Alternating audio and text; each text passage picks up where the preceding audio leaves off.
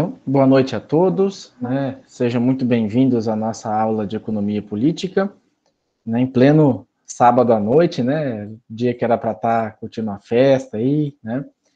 Mas, né, é um pequeno sacrifício que vale a pena o futuro de vocês, tá? Bom, de recado hoje, na verdade, é só dois, né? Lembrar do trabalho em grupo, que vai até o dia 3 de setembro, e eu acho que o professor Joacir e a professora Maria do Socorro já falou com vocês, mas eu vou relembrar.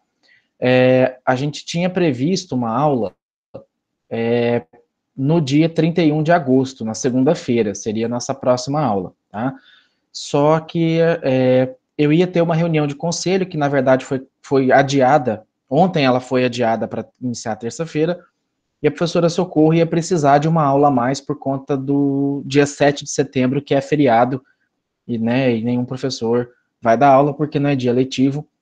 E aí ela pediu para trocar comigo, né, para ela pegar essa aula do dia 31. Então, na segunda-feira, a aula é de antropologia com a professora Maria do Socorro, tá? E essa aula do dia 31, eu vou gravar ela amanhã, tá? Eu vou gravar ela sem participação, fazer uma aula gravada, vou postar no SIGA, tá? É uma aula bem curtinha, acho que meia hora, 40 minutos no máximo, e aviso vocês que ela está gravada, e aí as dúvidas, caso tenha, né, dessa aula do dia 31, a gente sana no dia 3, que aí volta a nossa programação de aula ao vivo normal, tá? Então, só essa, eu não consigo remanejar para outro dia, porque o calendário já está cheio, tá? Até a data da nossa prova. Né, mas, de qualquer maneira, eu vou, na aula do dia 3, eu dou uma repassada rápida nela, e sano mais algumas dúvidas, caso tenha, tá? Então, hoje a gente inicia a unidade 4, tá, que vai falar sobre a economia brasileira e o desenvolvimento econômico, né? Então, a gente já adiantou um pouquinho nas aulas anteriores esse assunto, e hoje a gente entra especificamente nele. Então, alguns pontos iniciais, né? O termo desenvolvimento, ele é muito relativo, tá? Ele significa, teoricamente, um aumento da capacidade ou das possibilidades de algo, tá? Significa também crescimento, progresso, adiantamento, tá?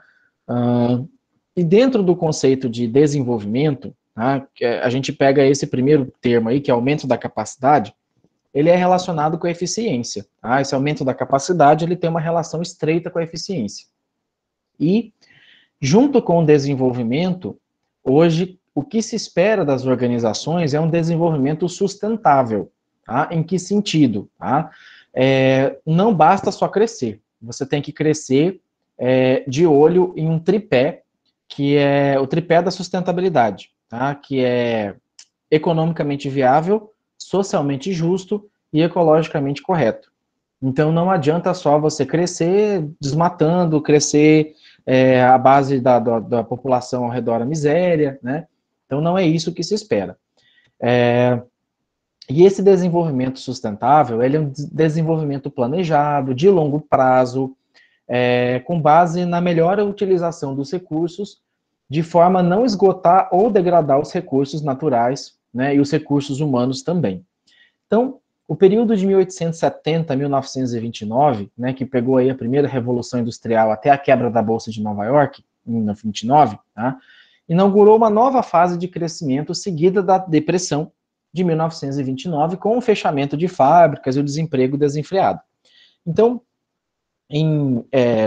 por volta de 1850, na verdade, aquilo que se produzia não era mais para a subsistência. O que é subsistência? É o próprio consumo.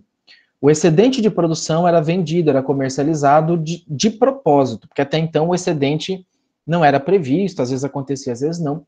Então começou a ter um excedente proposital justamente para ter esse comércio. E com a expansão meio descontrolada, desenfreada desse crescimento, né, sem nenhum órgão ou agência para controlar quem produz e quanto produz, muita gente produzia determinados itens e o comércio estava crescendo de uma maneira sem regulamentação, tá? E muitas empresas capitaneando recurso para crescimento e trocando esses recursos em troca por títulos, né? Por papéis, como se fosse uma ação, tá? E nisso, muitas dessas ações elas eram podres, eram de empresas que às vezes não tinha todo esse recurso, não tinha toda essa produção, eram empresas de fachada, tá? Semelhante ao marketing multinível, né, pirâmide de Ponzi. Então, o que muita gente tinha, em teoria, um dinheiro, né, muita gente lá pagando de rico e tal, eu tenho dinheiro, de repente descobriu que esses papéis eram podres e aí foi uma quebradeira danada, tá? Então, por conta disso, muita fábrica fechou, o desemprego cresceu, tá? E foi nessa época que os estudos de Keynes, eles iniciaram, né? Na verdade, ele começou em 25 e finalizou em 35, boa parte da teoria dele.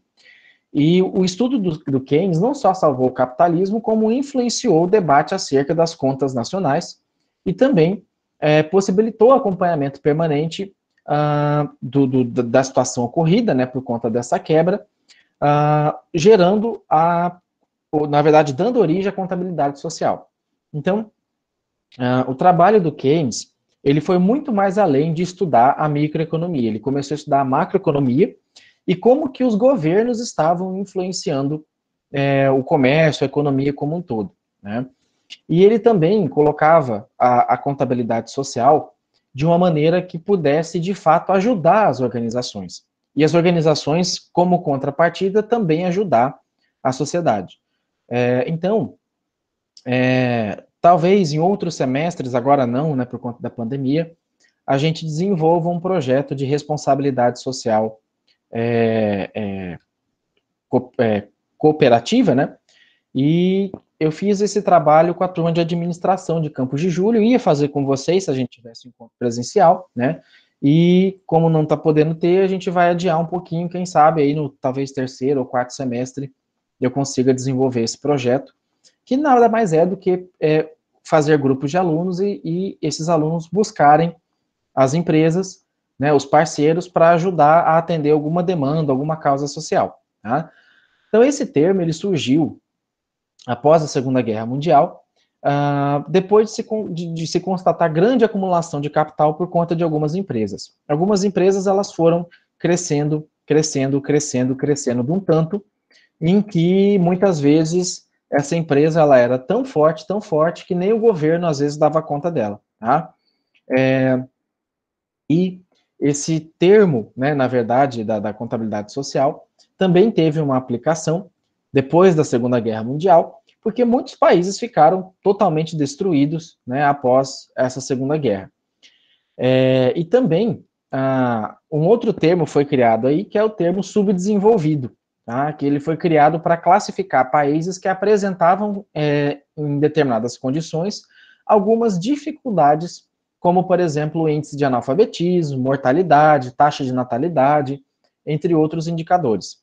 Então, na verdade, esse termo subdesenvolvido ele foi gerado recentemente, tá? Depois da Segunda Guerra Mundial, e ele foi utilizado para classificar alguns países que não tinham, às vezes, as condições econômicas favoráveis e que também, talvez por não ter as condições econômicas favoráveis, tinham graves problemas de analfabetismo, de mortalidade, baixa taxa de natalidade, né?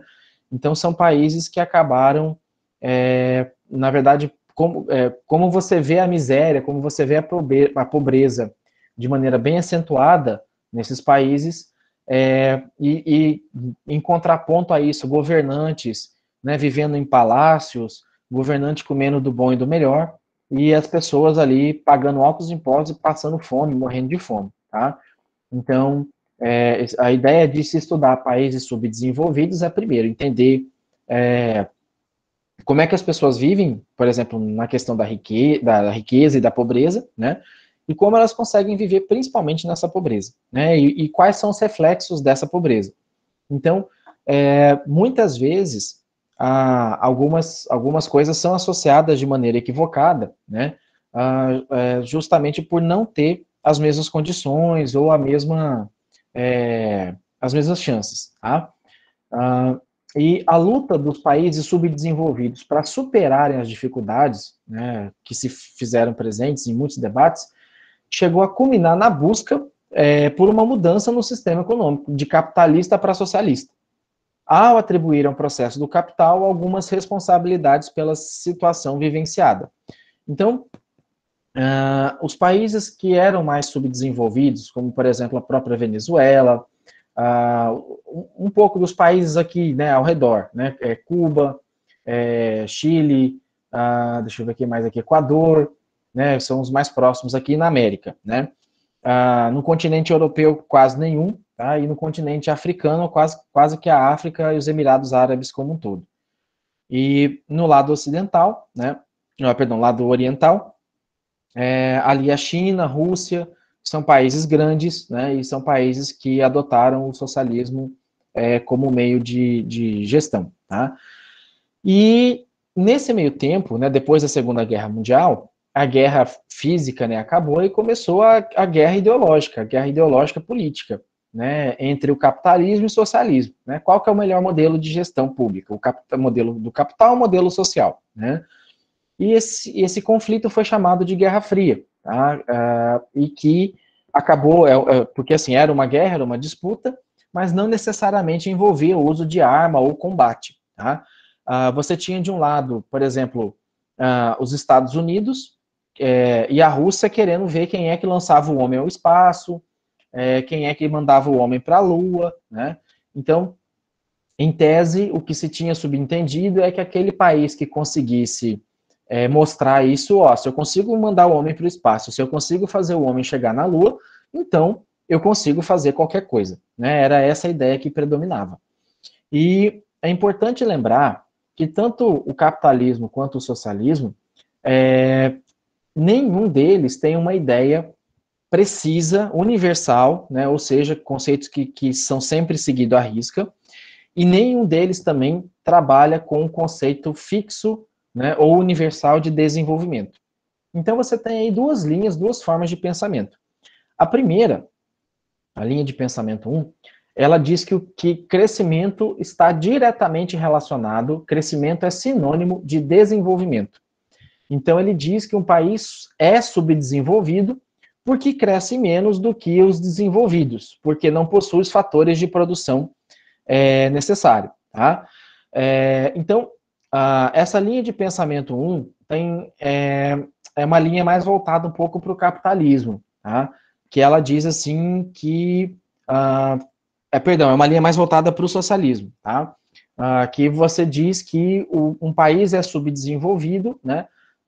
Porque ele não possui as condições, ou porque ele não tem o mérito, né? Porque ele não tem os fatores de produção necessário. Tá? Então, se você pegar, por exemplo, o Iraque, né, o Iraque não tem quase rio, o Iraque não tem terra para você cultivar, mas ainda assim ele tem um petróleo em abundância e ele faz o uso do recurso do petróleo, ele converte em dinheiro que ele compra outras coisas. Tá? Já a linha de pensamento 2, ela diz que o crescimento é um requisito para desenvolvimento, mas não é ele sozinho, tá? Que o crescimento econômico, ele é um requisito para se desenvolver, né? Então, é uma das partes para se desenvolver. Então, um país é subdesenvolvido porque, embora tenha recurso ocioso, ele não utiliza integralmente os fatores de produção de que dispõe, tá? Então, já é uma linha um pouco mais capitalista que tenta trabalhar, né, com os recursos de produção ao máximo de maneira que ele seja mais eficiente. Então, essa linha de pensamento 2 é o que predomina mais aqui no Brasil, né? Então, apesar da gente não ser considerado um país subdesenvolvido, né? Mas a gente também não pode ser considerado um país desenvolvido. Normalmente a gente encaixa naquele grupo que está assim, em desenvolvimento, né? Então tem um meio termo ali, tá?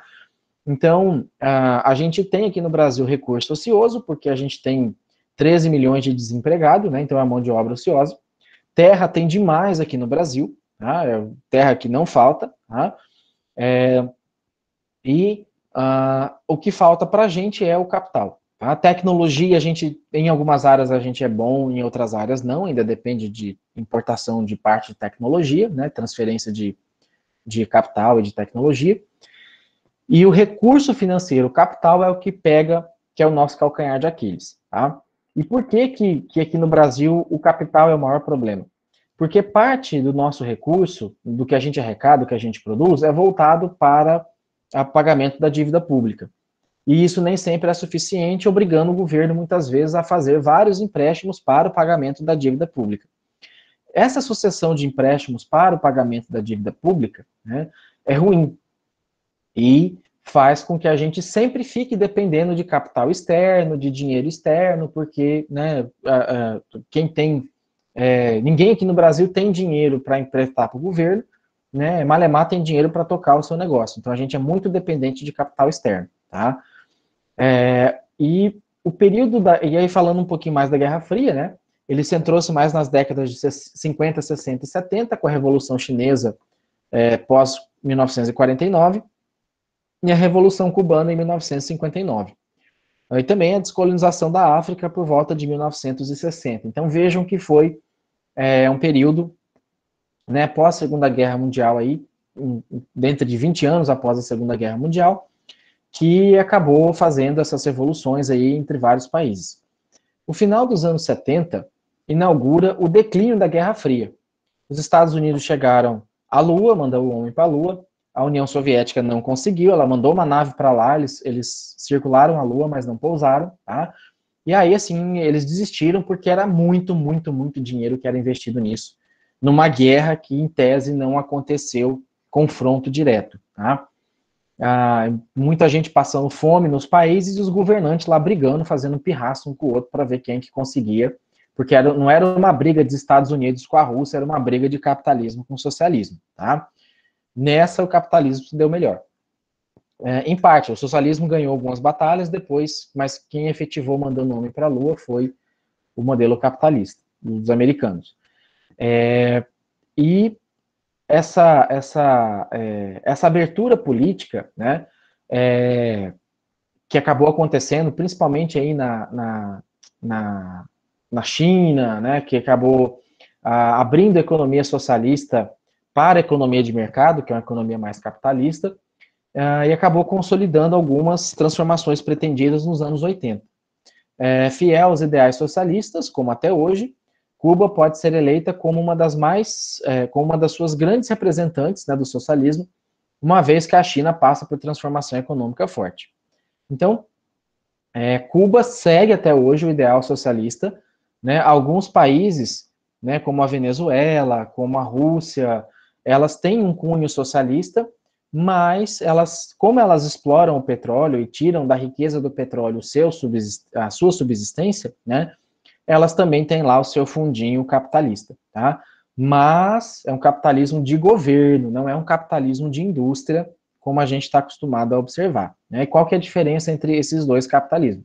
Esse capitalismo de governo é aquele em que o dinheiro vai direto para o governo, você não tem empresas privadas, tá?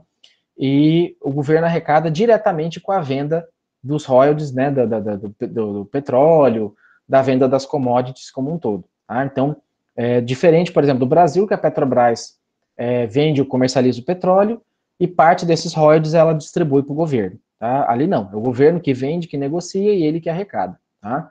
É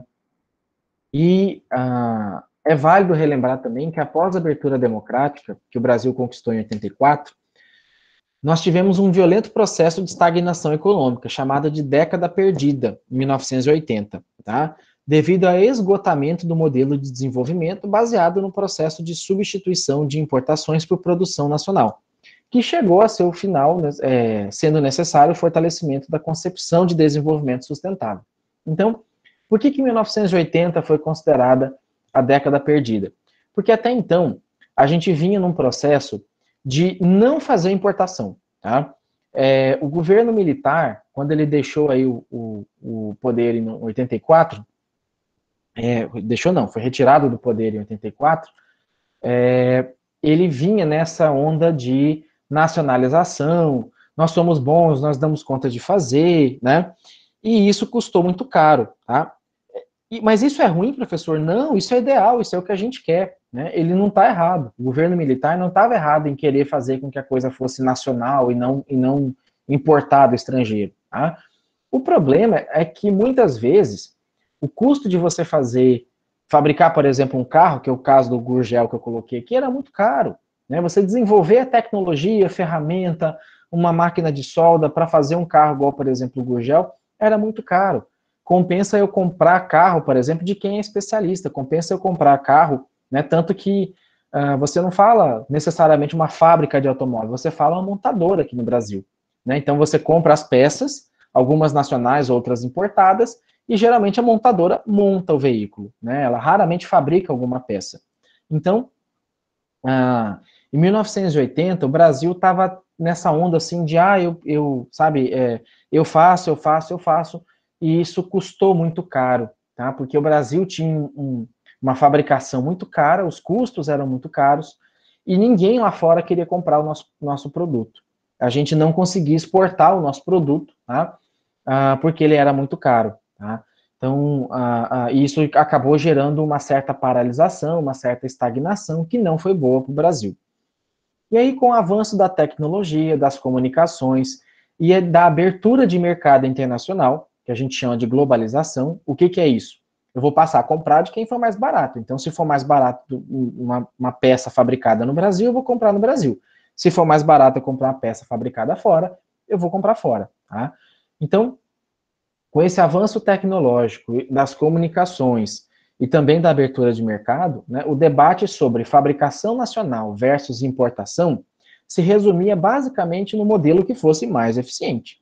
Então, o desenvolvimento com parcerias e alianças estratégicas tem transformado bastante o rumo dos negócios. Então, é aquilo que eu falei, né? Uma coisa é um produto artesanal, que você tem um selo artesanal, que você tem toda uma concepção de valorização do artesanato em volta dele. Outra é produção em série, produção de economia de escala, em que você vai produzir da maneira mais eficiente. Tá? Então, como eu falei, esse modelo de globalização veio do Ford, do Henry Ford, tá? Que ele começou a criar produção em série, com a produção voltada especificamente para a especialização do trabalho. E, por exemplo, algumas fábricas, como, por exemplo, a Ferrari, a Mercedes, elas ainda mantêm uma tradição de fabricar alguns carros, inclusive tem carro que tem assinatura de determinados mecânicos, por exemplo, determinado mecânico, ele constrói o motor do início ao fim, ou ele monta um carro do início ao fim, só que são carros que são vendidos na casa de 3 milhões de reais, 5 milhões de reais, 10 milhões de reais, né? Então, não é um carro que você compra por 50, 60, 70 mil, tá? Então, tem essa diferença aí. Assim, mas professor, mas vende? Claro que vende, tem um monte de gente rico por aí que sai comprando esses carros, mas justamente são produções restritas para um público restrito, tá? E atualmente a articulação do governo com as empresas e as agências financiadoras em busca de capital social e da formação do capital humano é determinante para a obtenção de financiamentos junto às organizações financeiras.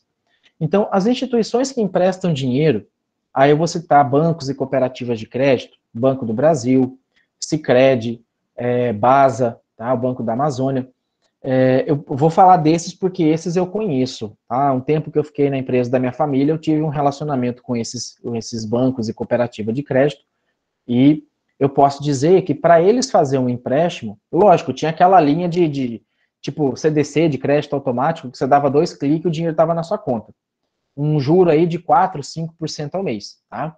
Mas tinha as linhas de financiamento para capital de giro, com um juro de 1%, 1,5%, né, de Proger, FCO, né, investimento e custeio, que eram financiamentos que você tinha que ter um projeto mais bem estruturado, você tinha que dizer onde você ia aplicar o dinheiro, e você tinha que dizer, por exemplo, se você praticava algumas ações ambientais, algumas ações sociais, e eles queriam ver foto, eles queriam ver projeto formalizado, projeto constituído, né?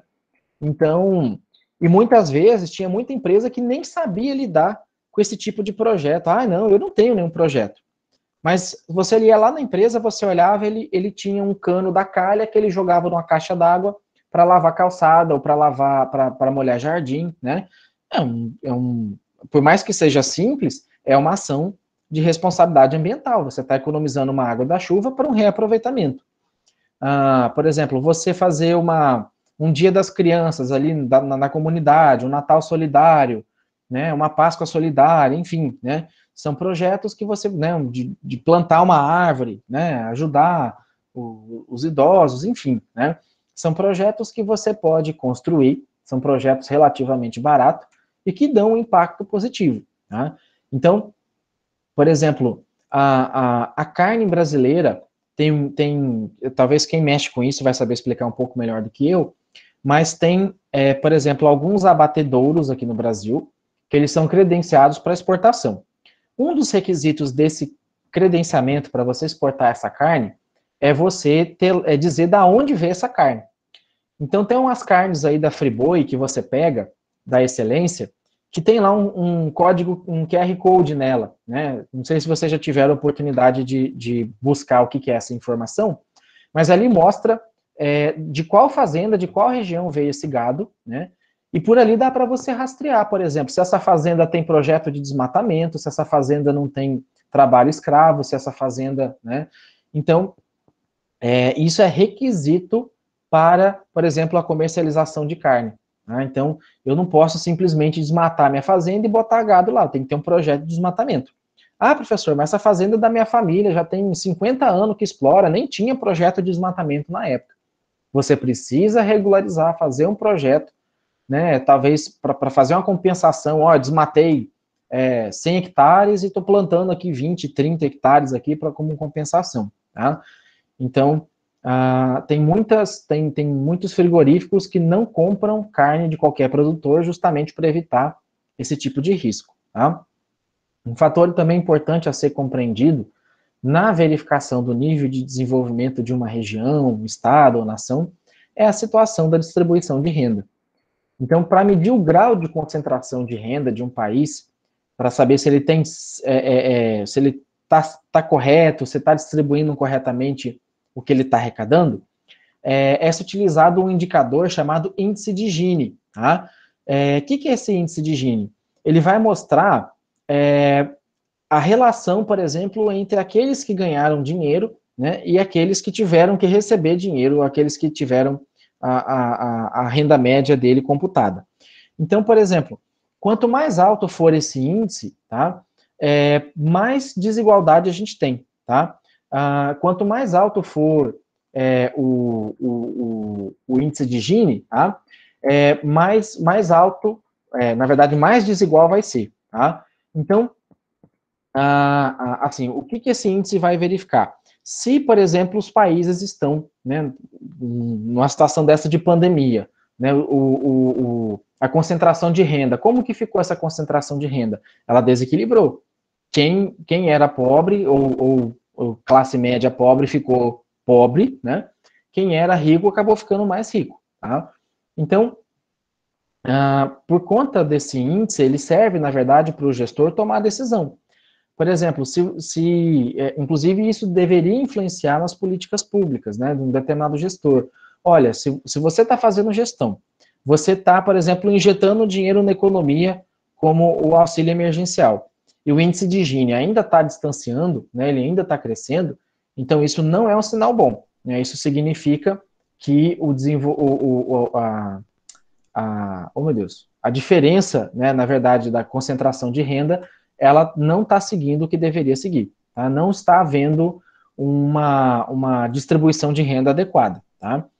E, né, como vocês sabem, o Brasil tem uma das mais perversas distribuição de renda do planeta. Né? E o que poderia explicar esses fatores ou essa situação? Então, são várias respostas, são vários fatores. Mas uma delas, um ponto que pesa bastante, é a questão da nossa herança, da herança herdada desde o período colonial. Né? Então, no período colonial, você tinha grandes lotes de terra, maiores que estado hoje, né? Que era uma pessoa só era dona, né? Uma família só era dona. Mesmo essa família morrendo e passando essa terra para os herdeiros, ainda assim, você tinha uma distribuição muito desigual entre aquilo que era repassado para um herdeiro e aquilo, né, por exemplo, quem era o detentor do direito da terra e quem é que de fato explorava ela como um camponês, um agricultor. Né? Então, você tinha mais ou menos uma relação de um dono de terra para cada 100 produtores. Tá? Isso já recentemente. Antigamente, você tinha um dono de terra para cada 1 milhão de produtores. Então, isso era muito desigual. ainda que dê uma equilibrada hoje, mas mesmo assim, né, se você pegar aí, por exemplo, hoje a gente está com 16 alunos assistindo a aula, né, se perguntar quantos aqui tem fazenda com mais de 1.000 hectares, a gente, sei lá, deve achar, talvez em Campos de Júlio tenha um pouco mais, mas aqui em Caxias não tem, né, então, isso, talvez você conheça alguém que tenha, né, mas isso é um fator.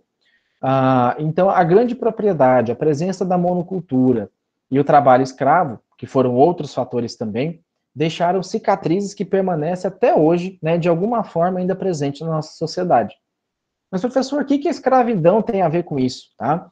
Ora, pensem em vocês, né, na época da escravidão, você tinha lá um escravo que ele era comercializado, né, ele era vendido, ele era comprado, ele trabalhava numa fazenda, trabalhava de forma escrava numa fazenda, e ele, pelo menos ainda que precariamente, tinha onde comer e onde dormir, né? De repente, vem a lei da abolição, esses escravos, eles são considerados livres, e eles não têm para onde ir, né? Então, você abre o portão, né, para dar liberdade, e de repente, de uma hora para outra, a cidade, o próprio campo não tinha onde absorver, né? Quem tinha terra não queria que os escravos ficassem lá, porque ele, né, não precisaria de tudo aquilo, e porque seria custo para ele, e se, obviamente, ele fosse pego com escravo na fazenda, ele era multado, ele era preso, né?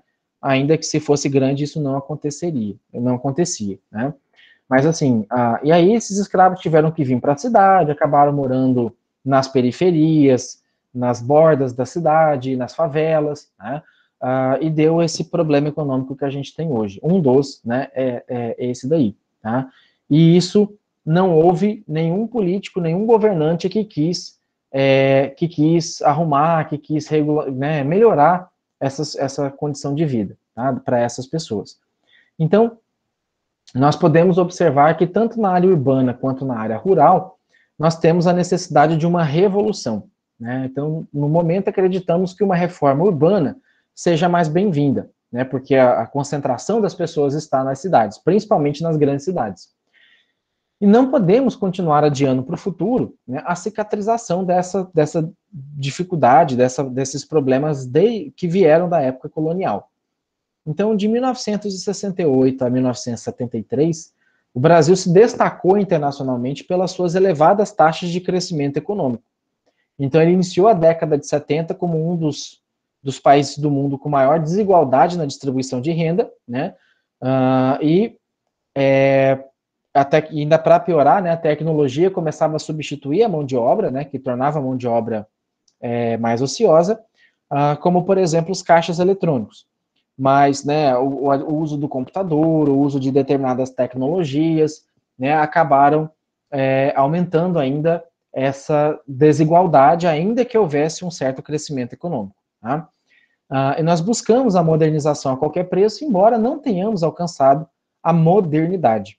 Então, a industrialização brasileira, que teve uma grande importância a partir dos anos 30, apoiou-se fortemente no processo de substituição de importações, né, e criou um modelo de desenvolvimento que perdurou por quase 50 anos na nossa economia. Né? Então, a partir de 1930, com o governo do Getúlio Vargas, o Brasil começou esse processo de nacionalização, né, começou esse processo de utilizar o que ele tinha de recurso, tecnologia aqui no Brasil, para expandir a sua produção. Tá?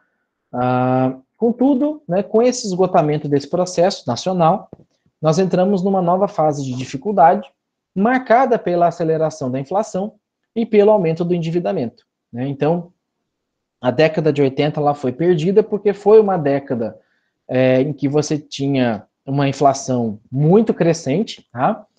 E por que você tinha essa inflação crescente? Por vários fatores, né? Por ausência de um plano de governo mais bem definido, porque como você não importava muito, como você desincentivava a importação, as coisas aqui no Brasil acabaram ficando mais cara, mais cara, mais cara, mais cara, né? E esse mais caro era mais caro para o rico, era mais caro, muito mais caro ainda para o pobre, tá? E assim, a inflação, né, ela não é algo necessariamente ruim, tá? A inflação dentro de uma meta é o desejável, é o ideal, tá? Porque a inflação, ela mostra sinal de crescimento econômico. uma inflação além da meta, fora da meta, é que é ruim, tá? Porque aí mostra que você está tendo um aumento de preço sem o aumento, sem o desenvolvimento econômico, tá? Então, em média, não é uma regra, tá? Mas aproximadamente, para cada 3% de inflação, você tem um aumento de 1% do PIB. Esse é o ideal. Então, se a expectativa do PIB esse ano é crescer, por exemplo, 1%, né, não é mais, agora é um PIB negativo, né, por conta da pandemia. Mas vamos supor que se a meta do crescimento fosse em torno de 1% do PIB, o ideal é que a inflação ficasse dentro da meta, que é uma meta que varia de 2,5% a 3,5%. Tá? Dentro disso é aceitável. Acima de 3,5%, na verdade, já ficaria uma inflação fora de controle, uma situação não desejável. Tá? Significa que os preços estão aumentando e essa hiperinflação ela afasta mais ainda as classes. Então, quem tem muito dinheiro não vai sentir e quem tem pouco dinheiro vai sentir esse aumento diretamente no bolso. Na década de 90, com a relativa estabilização econômica, após a consolidação do Plano Real, né, ali por 94, por aí, um plano formulado que o Plano Real foi um plano formulado para tentar eliminar do cenário nacional o chamado risco Brasil. O que seria esse risco Brasil? Uma perda do controle inflacionário, um comportamento inesperado do consumidor, tá? Um calote, tá? De não pagar, por exemplo, as contas, tá? Ou não ter dinheiro para poder pagar, né? E a fim de restabelecer a confiança perdida do investidor interessado. Então, lembra quando o Collor ele rapou a poupança dos brasileiros, né? Foi justamente para fazer o pagamento dessa dívida, porque senão o Brasil correria um sério risco aí de não conseguir mais financiamento e de ser considerado um país caloteiro, tá? Entre outras coisas também que eles utilizaram esse dinheiro. E aí esse risco Brasil, né, ele é muito associado ao risco de você não pagar uma conta e você não ter o controle de comportamento das pessoas. Tá? Então, no auge do processo inflacionário brasileiro, apenas os mais ricos conseguiam se proteger dessas dificuldades, uma vez que os mais pobres eram os mais atingidos. Então, como é que o rico se protegia? Ele ia lá no mercado, estocava a casa dele de mercadoria e com isso acabava faltando para o pobre coitado que não tinha dinheiro para comprar. Ele ia no mercado 3 vezes na semana porque ele tinha que vender né, como é que é aquela expressão? Ele vende o almoço para comer a janta, né? Então, e esse estoque exagerado, né, que muitas vezes o rico fazia com que produtos sumissem da prateleira, e aí você acabava tendo que, né, quando você encontrava, você pagava mais caro. Isso era um fator. Outro fator que fazia sumir os produtos da prateleira é que os próprios empresários, os próprios donos, por exemplo, do supermercado, eles tinham o hábito de vender fiado, né?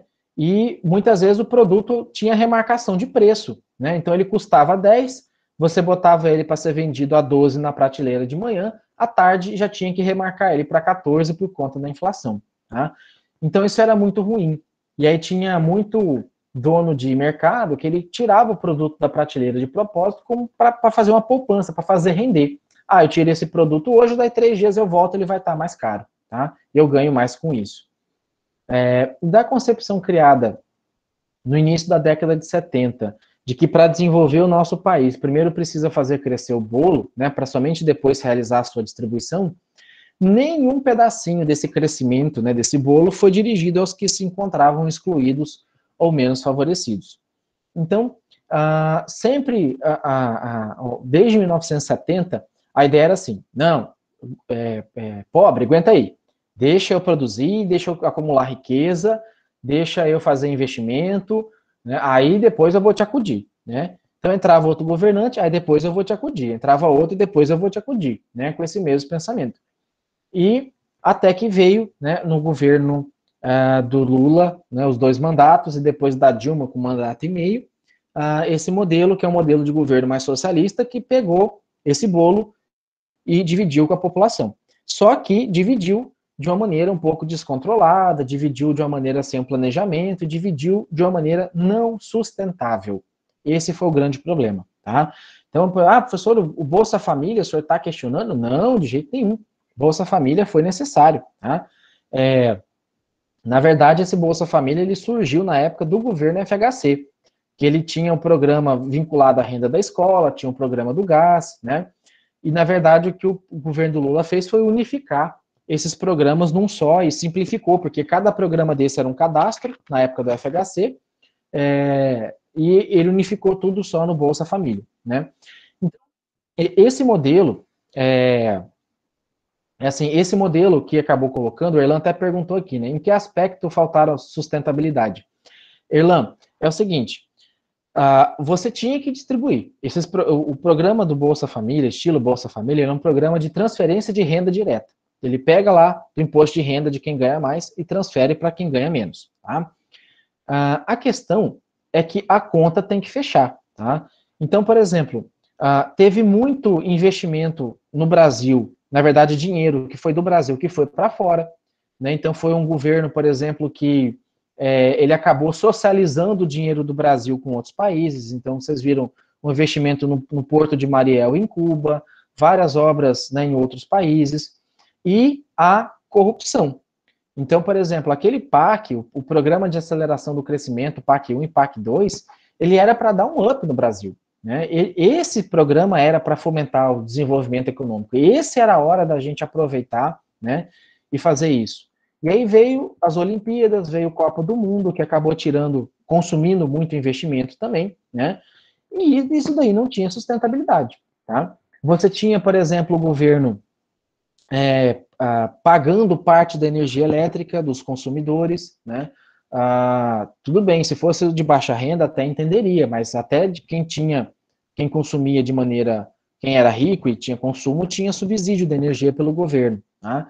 Então não teve um planejamento, não teve um controle disso daí, tá? E também faltou, por exemplo, a melhorar essa questão da geração de emprego, faltou melhorar um pouco essa distribuição, na verdade, a sustentabilidade do recurso. Então, por exemplo, vamos considerar que as obras do PAC de fato tivessem saído do papel, né, de fato tivessem sido totalmente executadas. Você teria as empresas contratando pessoas, né, você teria as pessoas fazendo consumo, pagando impostos, tá, e isso ia fazer a roda girar. Tá? E não foi isso que aconteceu. Você jogou o dinheiro foi, em parte, desviado, né, e aí essa roda não conseguiu dar o giro para continuar movimentando. E aí faltou dinheiro e faltou dinheiro generalizado. Tá? Então, hoje, por exemplo, o que o governo está fazendo com o auxílio emergencial, que é um programa de transferência de renda direta, é um programa que também não tem sustentabilidade. Tá? Perdão.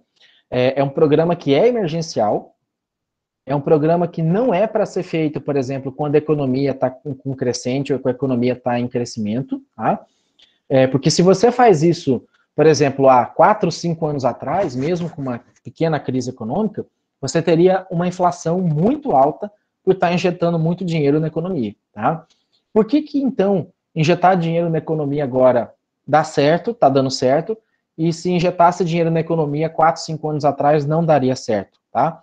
É porque agora, se você não injetar dinheiro na economia, você quebra ela de uma vez também, porque a roda não vai girar. Tá? Então, o fato do governo fazer essa transferência do recurso é para continuar fazendo a roda girar. Ainda assim, você vê situações de inflação que não era para estar acontecendo, né? Isso precisa ser melhor estudado, por que os preços estão aumentando, tá? E, mas é porque o governo está dando dinheiro direto para as pessoas. Não é, tá? Ele está dando dinheiro para quem tinha, basicamente, uma renda e agora não tem mais, ou teve uma diminuição na sua renda, tá? Então, é diferente de você dar dinheiro para quem já tinha algum tipo de renda. Tá? E a inflação, né, que a gente já veio falando, ela surgiu com a maior intensidade na segunda metade da década de 90. A pobreza existente em nosso país passou a ter acesso melhor à renda.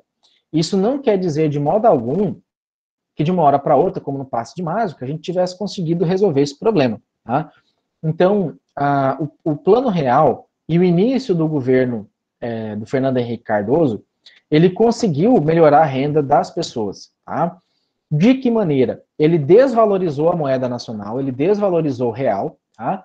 Para que a produção brasileira ficasse mais barata, e aí sim você conseguisse trazer tanto o investimento estrangeiro para o Brasil, né, e esse investimento estrangeiro vinha carregado com empregabilidade, com criação de indústria, né, com aquisição de título aqui no Brasil, que depois se convertia em empréstimo num juro mais barato, tá? Então, a ideia era essa, tá? Então, você tinha uma inflação, né, de 95 até 98, tá? Na verdade, teve essa inflação até 2001, 2002, ainda no governo dele, porque ela vinha associada com esse crescimento econômico, tá? E é interessante relembrar, né, que nos dias de hoje, e um detalhe também, o governo do Fernando Henrique Cardoso, ele promoveu uma reforma administrativa, algo que é muito cobrado, por exemplo, na verdade foi cobrado muito no governo da Dilma, não fez, no governo do Temer não fez, e agora está sendo cobrado de novo no governo Bolsonaro, tá? Na verdade, tem 3 reformas que são muito importantes. A previdenciária já aconteceu, né, e ela aconteceu de maneira mais rigorosa porque justamente demorou a acontecer, né? Quanto mais tempo você demora as reformas, mais radicais elas acabam acontecendo, tá? Então, a previdenciária, a trabalhista também já teve algumas mudanças, que acabou tirando muito dinheiro, muito direito dos trabalhadores. E você precisa de uma reforma administrativa e uma reforma fiscal tributária, tá? A administrativa, a política nem se fala, essa aí já desde que colonizou já era para ter, né, acontecido, né? Eu ainda tenho uma esperança da reforma política acontecer, tá? Muito lentamente, mas eu acho que dessa última eleição, ainda que tenha eleito algumas figurinhas carimbadas, que são ícones da corrupção, já teve alguns que começaram a ficar de fora, tá? Então, eu falo assim, a reforma política, ela não vai acontecer primeiro do que as outras, porque vai mexer com muita gente que já está lá no poder, né? Eu concordo, Elan, né? Acho que sem ela, as outras também acabam não passando, né? Mas, sinceramente falando, a reforma política, parte dos políticos, não vai acontecer. A reforma política, ela aconteceria se de fato a população entendesse a importância do voto, que é a responsabilidade de um voto, e fizesse o voto consciente e não necessariamente voto útil, voto de qualquer jeito. Eu sempre trabalhei nas eleições, sempre não, perdão, de 8 anos para cá que eu sempre venho trabalhando nas eleições. É impressionante a quantidade de pessoas que definem o voto na fila, perguntando para os outros em quem que elas vão votar. Tá? É impressionante. Quem já trabalhou de mesário, ou quem tem, né, quem queira trabalhar de mesário um dia, percebam para vocês verem, tá?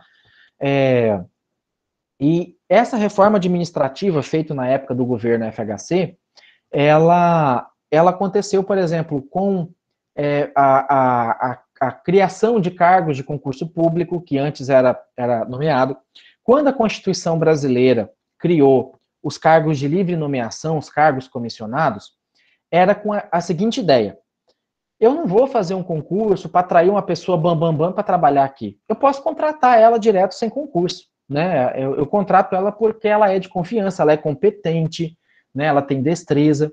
Então, era isso que foi colocado na Constituição como cargo de confiança, tá? Só que na prática não é isso que acontece. Cargo de confiança virou loteamento de cargo para quem vence a eleição. Muitas vezes as pessoas que ocupam não têm qualificação técnica, né? Enfim, quantas vezes eu já vi aqui em casa secretário de saúde que nem ensino superior não tinha, muito mais na área da saúde, né? Então isso é ruim, tá? Não que você precise ter uma formação de nível superior, mas é altamente recomendado que você tenha, tá? Porque aí no ensino superior você vê o que deu certo, o que deu errado, o impacto de uma decisão, né? Coisa que quem não tem formação de ensino superior muitas vezes não consegue enxergar, tá? Deixa eu ver aqui quem que o Silene está colocando, né? Por que em Campos de Júlia é mais cara a mercadoria? Se o acesso é mais rápido, tem asfalto, né?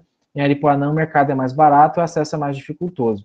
É porque, Wilsilene, eu não sei se foi nessa turma ou na outra que me perguntou algo disso também, né? A Campos de Julho é uma cidade que tem uma das rendas per capita mais altas do Brasil, né?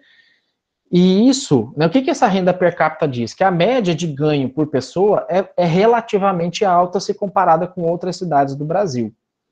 Então, o preço, muitas vezes, ele funciona assim, eu vou colocar, enquanto as pessoas estiverem pagando, aceitando comprar aqui, eu vou continuar mantendo, tá? E assim, né, Aripuanã, de fato, é bem mais complicado chegar em Aripuanã do que em Campos de Julho, né? Campos de Julho ainda pega ali Rondônia, pega, né, 60, 70 quilômetros ali da rodovia que corta Rondônia ali, né? Então, é porque a renda da população, a renda média da população acaba sendo relativamente alta, por isso que os preços acabam ficando mais altos, tá? Aqui em Cáceres, tem algumas coisas, por exemplo, que é muito mais barato do que Cuiabá, né? Já em Cuiabá, outras coisas são mais caras. Por exemplo, aqui carne de boi em Cáceres é mais barato do que carne de boi em Cuiabá. Mas a carne de frango em Cuiabá é mais barato do que Cáceres, né? Então tem esse contraponto, tá? Manuel está perguntando aqui como explicar o número expressivo de exportação de produtos nacionais e, ao mesmo tempo, produto custa tão caro, acho que aqui no Brasil, né? Como exemplo, a cesta básica teve aumento essa semana, ou ficou só caro em Campos de Julho, né? É isso mesmo, Manuel. O que acontece? Posso falar isso com propriedade, porque a empresa que eu trabalhei da minha família era uma empresa exportadora, tá? Existe uma lei aqui no Brasil chamada Lei Candir, tá? Eu não lembro o número da lei agora, mas ela tem um nome popular de Lei Candir, que é uma lei que desonerou, na verdade, tirou os impostos da exportação, tá?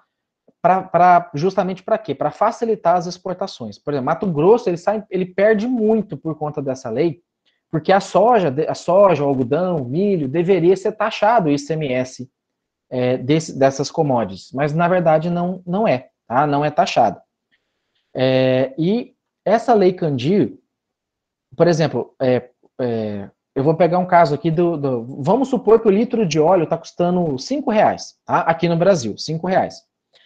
Desses 5... Professor? Oi? Sim? Cotou o óleo hoje à tarde em Cuiabá, 5,49 e aqui em Campo de Julho, R$7. Nossa, não, R$7 tá caro mesmo. Aqui em casa tá 5 e pouquinho, tá? E aí eu falo o seguinte, por exemplo, esse óleo, né, vamos colocar R$6, vamos fazer uma média dele. R$6 é o preço médio dele sendo vendido, tá? Aqui no mercado interno. Quando você vai fazer a exportação desse óleo, aí vamos supor que ele custe R$5 e R$1 seja lucro, tá? Desses R$5, pelo menos R$1,50 vai ser imposto. De R$1,50 a R$2 vai ser imposto, tá? De 30% a 40% entre imposto federal, estadual, municipal não vai ter, né, porque é produto, mas entre federal e estadual, né, você tem aí em torno de 30% uma média. Então vai dar R$1,50. Para exportar esse óleo, esse R$1,50 vai cair.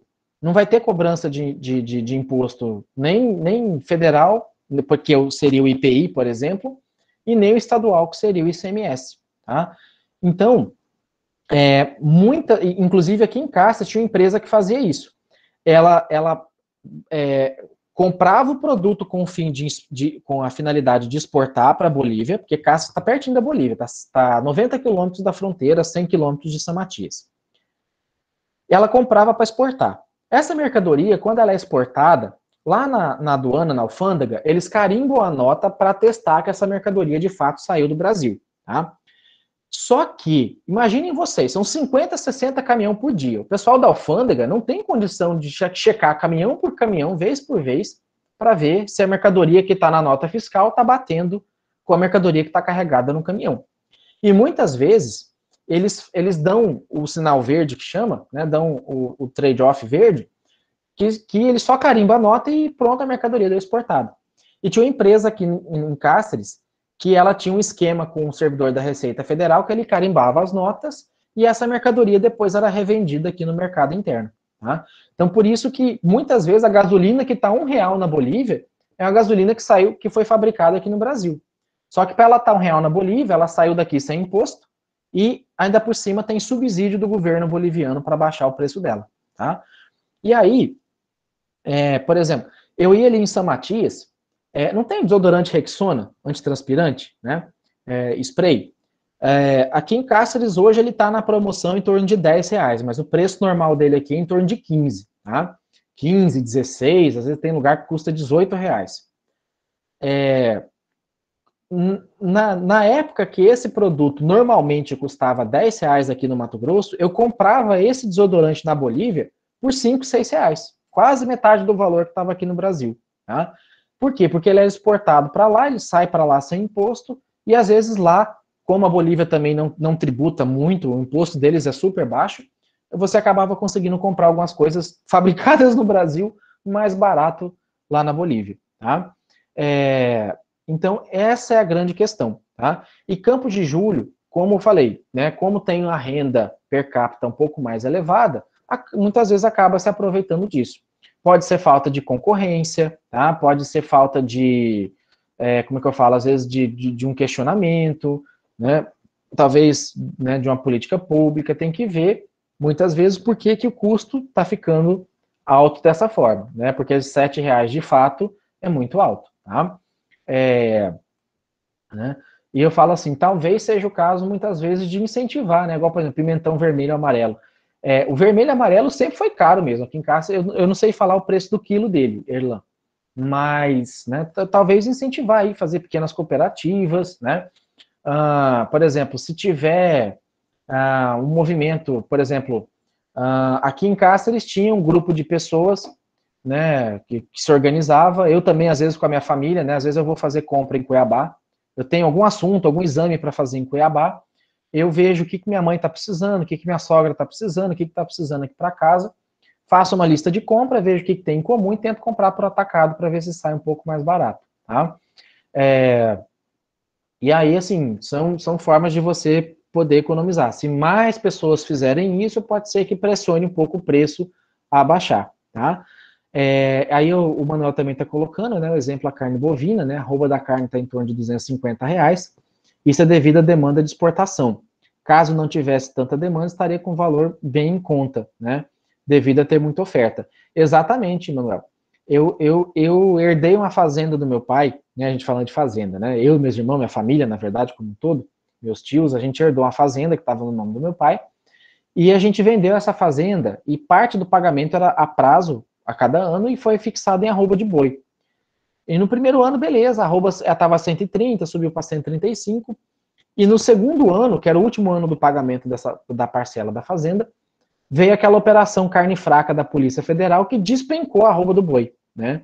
Então, na verdade, esse crescimento, por exemplo, da arroba a R$250 é pelo seguinte, né? Se você pegar R$250 e dividir, por exemplo, deixa eu ver a cotação do dólar ontem, deixa eu puxar aqui rapidinho, peraí. Cotação, dólar, isso aqui 5,39, será que tá certo isso aqui? Vamos colocar 5,40, tá? 250 dividido por 5,40 dá mais ou menos $46 a arroba do boi, tá? Se a gente pegar em 2016, tá? Por exemplo, que a arroba do boi estava R$130 e dividir por 3,80, 3,60, acho que estava o dólar naquela época, dá 36, né? Então, de 46 para 36. Na verdade, subiu $10 a arroba do boi. Só que a arroba quase dobrou de preço, tá? De 2016 para 2020. Então, ela só subiu $10, mas na prática ela dobrou de preço. E isso é por conta das exportações, tá? Então, a carne brasileira ficou mais barata, tá? Ela acabou assim subindo menos que talvez outros países, e isso fez com que o mercado externo ficasse de olho. Opa, essa carne do Brasil está muito barata, né? Sem falar que aqui no Brasil a carne ela é de muita qualidade, bem mais do que a carne do exterior, né? E aí, assim, ainda mais quando é de pasto, né? A diferença é enorme para gado confinado, tá? Então, por exemplo, a nossa soja, né, que é exportada, muitas vezes a exportação está crescendo, os plantios estão crescendo, porque o dólar está caro e isso tem fomentado, tem baixado o preço, mesmo que você não tenha mexido na eficiência de nenhum outro meio de produção, tá? e assim, e por conta da pandemia, né, com muitas fábricas fechadas em vários países, mesmo país que produzia o óleo, que produzia, né, que comercializava a carne, que fazia o processamento da carne, eles tiveram que fechar, muitas vezes tiveram perda de produção, e aí acabou, né, o comércio mundial, na verdade, ele está se reorganizando, tá? O Manuel está perguntando aqui, né, se não seria o caso do governo controlar essa exportação, né, para fomentar o comércio nacional. Pagamos pela concorrência do mercado externo. Assim, Manuel, na verdade, o governo, por exemplo, o estadual não tem muito o que fazer com relação a isso. Esse sim é uma competência do governo federal. A ideia do governo federal é deixar os produtos, de maneira geral, mais baratos, justamente para continuar atraindo o capital externo que fugiu do Brasil. Quando a Selic abaixou, o capital externo sumiu daqui. Ele foi para outros países que estavam com o capital, com a taxa Selic um pouco mais alta. Tá? Então, é comum, nesse momento, ficar com esse dólar elevado mesmo. E o que aconteceria, por exemplo, se a gente abaixar demais, por exemplo, aumentar o real, valorizar o real e abaixar o dólar frente ao real, tá? Vai encarecer o produto brasileiro, a exportação vai diminuir, com a exportação diminuindo, talvez o mercado interno não teria condição de absorver essa demanda que foi aumentada para atender o mercado externo, e aí você começa a ter o aumento do índice de desemprego, você começa a ter uma outra reação em cadeia, tá? Então, assim, por mais que tá caro, que a gente está pagando um pouco caro por conta desse dólar elevado, tá? Mas isso, em tese, tem funcionado para tentar aquecer a economia. Tá? Agora, isso não deve perdurar muito tempo. Quando a economia voltar a se aquecer, a tendência é que isso abaixe. Tá? E um pouco também desse dólar alto é por conta da desconfiança do investidor estrangeiro, que volta e meia ele vê ainda algum sinal de corrupção, volta e meia ele vê que as políticas de austeridade, né, de aperto fiscal, de reforma administrativa não vem saindo, e com isso o dólar dispara porque ele perde a confiança. Tá? Ventilou semana passada a saída do Paulo Guedes, e isso mesmo já afetou bastante, o dólar subiu, várias ações caíram, enfim. Tá? E aí, só para eu fechar aqui a questão da inflação, quase acabando já. É interessante lembrar, né, que nos dias de hoje a construção do desenvolvimento precisa continuar acontecendo de forma sustentável e com a participação de todos.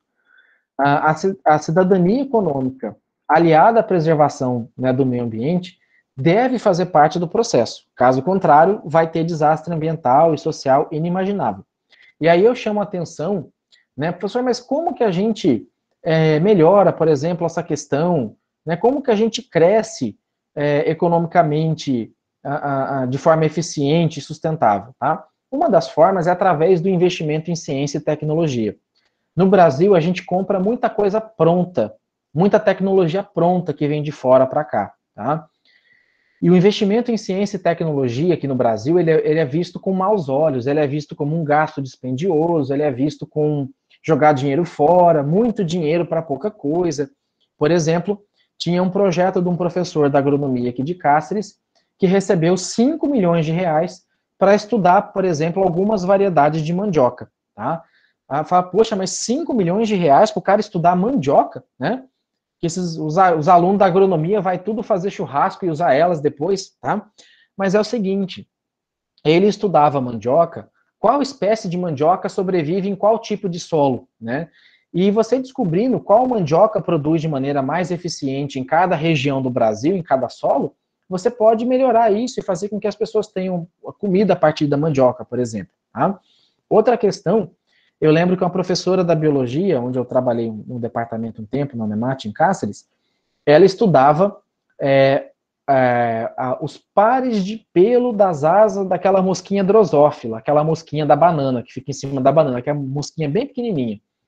Aí eu lembro uma vez que eu não lembro se era um promotor, se era um juiz, que estava próximo assim, e viu, né, que ela tinha conseguido um financiamento, acho que de quase 8 milhões de reais para estudar isso, tá? E aí ele questionou, falou, mas só estava um projeto de 8 milhões para estudar pelo da asa de mosca? Ela falou assim, não, eu estou estudando uma mutação genética. Olhando no microscópio, é para ter 3 pares de pelo por um décimo de milímetro quadrado, por exemplo. E esses pelos estavam mutando, né? Esses pelos estavam crescendo de forma desordenada e isso era um sinal de mutação genética. E a genética de uma mosquinha e a genética de um elefante é genética, do mesmo jeito. Então, essa mutação nessa mosca estava vindo do descarte irregular de um curtume de couro, e esse descarte irregular, esses produtos químicos utilizados, estavam afetando a genética das moscas e poderiam afetar a genética e contaminar o ser humano.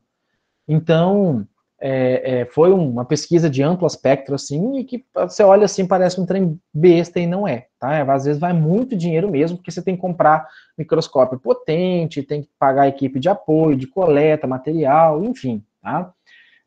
Então, assim, o que tem acontecido nos últimos anos, e aí nos últimos 7, 8 anos para cá, é justamente uma redução no investimento em ciência e tecnologia, tá? Isso significa que a gente vai cada vez mais comprar as coisas de fora. Por exemplo, era para o Brasil estar estudando uma vacina contra a Covid, mas não tem as universidades, os centros de pesquisa, eles estão sem recurso para fazer isso, tá? E aí, ou é o lado privado que vai botar o dinheiro dele para fazer isso, né?